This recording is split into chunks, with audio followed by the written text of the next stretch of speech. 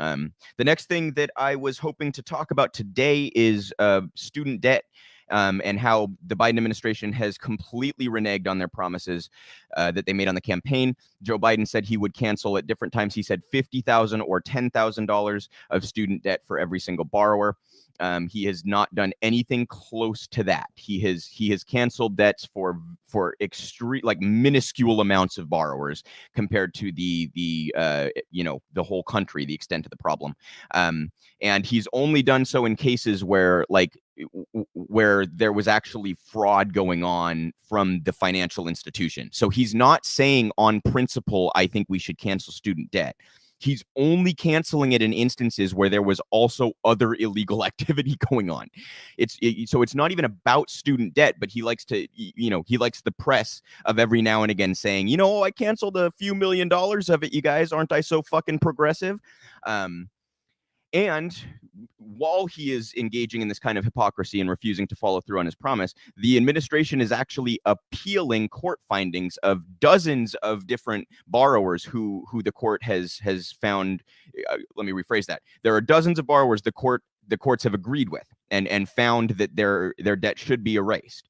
The Biden administration, the Education Department, and the Justice Department are appealing these findings. So even when a court says, no, that legally should be erased, the Biden administration is saying, no, it shouldn't. That person should be stuck in debt. It's the complete opposite of the position that he took on the campaign, even in its most mild form. Brazen hypocrisy, brazen. So I have a great clip here that goes into some of these details. This is Julia Rock of what is currently known as the Daily Poster, but they are changing their name to The Lever, David Sirota's outlet. There are tons of fantastic journalists over there, and Julia is one of them. I encourage you to support their work. They, one of the very few journalistic outlets that I think consistently does fantastic work. So this is Julia Rock talking about the Biden administration's position on student debt and how these court cases are coming about and going. A story here up on the screen. Despite pledge, Biden still fighting student debtors in court. Your subhead there says, after public outcry, the administration backed off one bankruptcy case, but is fighting many others despite the president's campaign promise. Just bring us up to speed, Julia, with where we are now in this fight.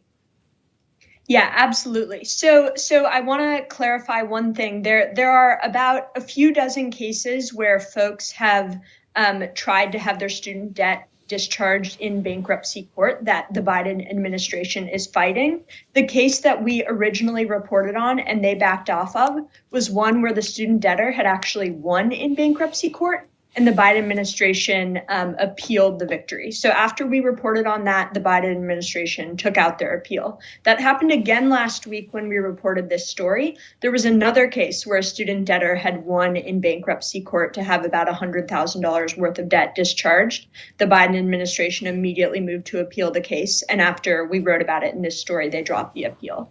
It does seem like the administration is sort of changing its tack on appeals. The Washington Post wrote a very similar story to ours last week this morning, in which the Education Department said it would not be pursuing appeals where student debtors were victorious. So it seems like there's been a policy shift there. However, there are still, like I said, a few dozen cases where people are trying to have their debt discharged through bankruptcy, and the force of the Education and Justice Departments is going up against them.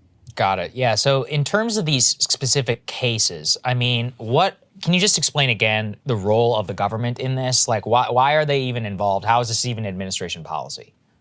Great question. So in bankruptcy court, if you're, trying to have debt of any type discharged, you need to undergo a separate proceeding to have student debt discharged because there's a much higher legal standard. That's in part thanks to work Joe Biden did as a senator. Yes. And so if you're, trying to have federal student loan debt discharged through bankruptcy court, the Education Department can go up against you in court and say, we don't want this debt discharged. And to be clear, in the cases we've been writing about, you have people who either can't work or are working jobs making like $10 or $12 an hour and have like over $1,000 worth of student debt. So it doesn't really seem like they're going to be able to repay it. But nonetheless, the Justice Department, working on behalf of the Education Department, will depose these people, ask them about their finances, and then basically write these long briefs saying, this person could pay it back. In one of the cases we wrote about, the Justice Department, this was actually under Trump, argued that a debtor had a 13-year-old child who would soon be able to work and contribute to the family income. And that was sort of the argument against bankruptcy. And that was a case where the debtor was actually victorious, but then the Biden administration appealed the victory. Mm-hmm. So, Julia, I think this is really important, not just because the issue is very important, and it truly is, especially just given the astronomical amounts of student debt that citizens are holding right now, but because it looks like you helped to actually force a change in a positive direction from the administration. It reminds me of something we've tracked really closely here, which is because of pressure around banning members of Congress from trading stock, there actually is some movement there. And what we saw there is you had an independent journalist, Unusual Whales, who sort of made this issue a thing. Then you had some mainstream journalists who saw like, oh, I think there's some clicks and some views and some things we can do with this. They started to write stories and do their own analyses. Then politicians start getting questions, famously Nancy Pelosi, who, initially is like, well, I think we should be able to do it because of the free market. And the backlash from those comments ultimately forces a change. So it started with the independent journalist, and then it's when the mainstream media picks up on it and starts to ask questions that you really see this shift happens.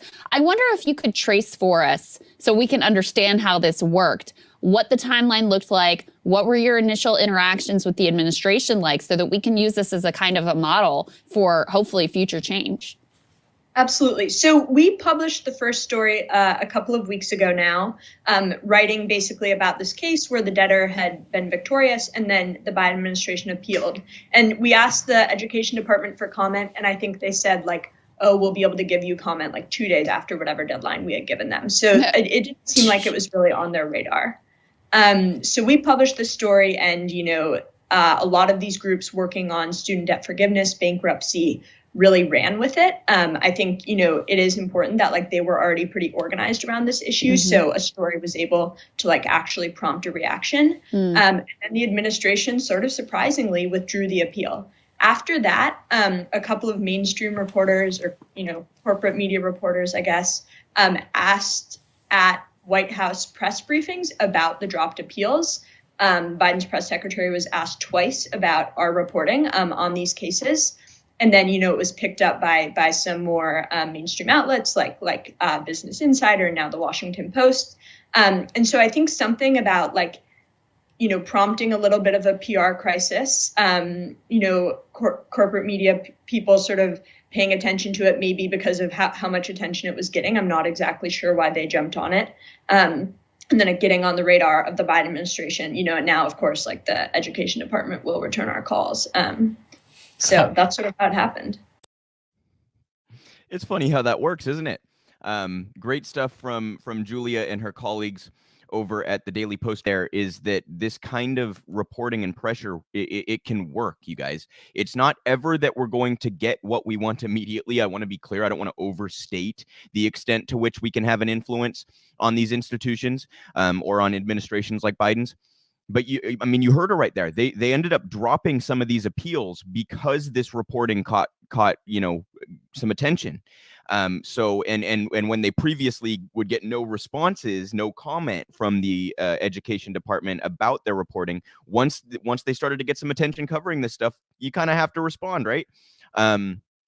So great job leading the charge there, and shame on the corporate media who decided to follow in this situation and not report on this stuff until the Daily Poster covered it. And then, of course, they once they realize it can get some clicks, then they go ahead and jump on the bandwagon, right?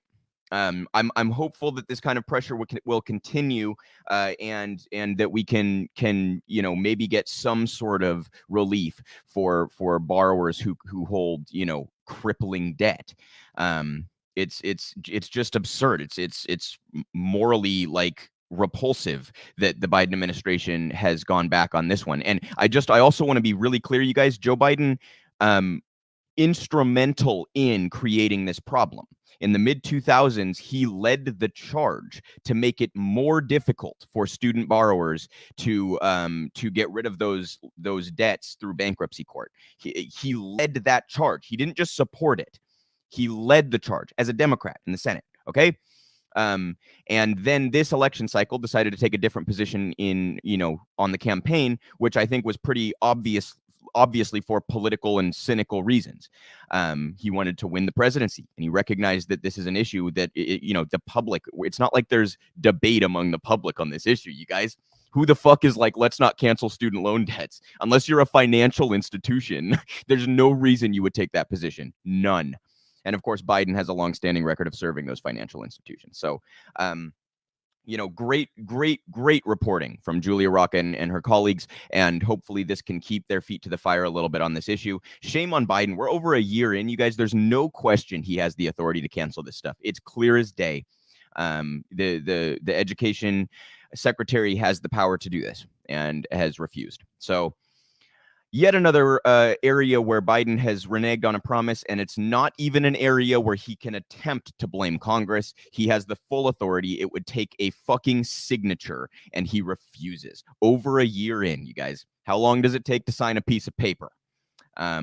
So shame on Joe Biden. Great reporting there from the Daily Poster, soon to be called The Lever. I encourage you all to subscribe to their work if you are not already.